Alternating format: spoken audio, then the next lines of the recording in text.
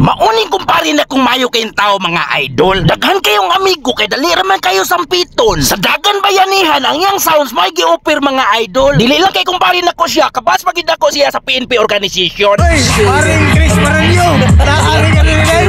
So, may request mga sensors kung tumumanan og Kining higayon na wala pa ni siya problema. Nagsige pa ni siya katawa. Unsaon kining classmate mura mag nakakitag artista. Kay anggid-anggid bayata ni Jikwing ka. Basta hanap-hanap lang inyong mata. Ning tungura ako siyang gistoryahan nga iyang sounds porting ninduta. Ino lang yung sounds. We're about to start.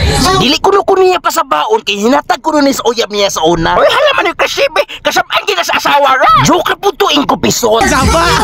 Unya karon mga idol wala lang dama. Nga kining inmax niyang gwapo pa sa tag-iya. Puwerteng disgrasya ha. Kay nasunog man hinuon sa dihang gipaayo niya. Wala na gyud matapang nahimo ng kalabira. Pastilan kung asa pa hinuon ni mga buotang tao ba. Mao pa hinuoy tagaan og daghang problema. Pero minsahin ako sa iya ha. Ayaw lang kawa sa paglaom pre. Kay ang Ginoo nay plano para sa imuha. Bisan ka ng imong motor nahimo na ng kalabira. Ning tungura ang iyang motor gipahinungdan na niya og kanta.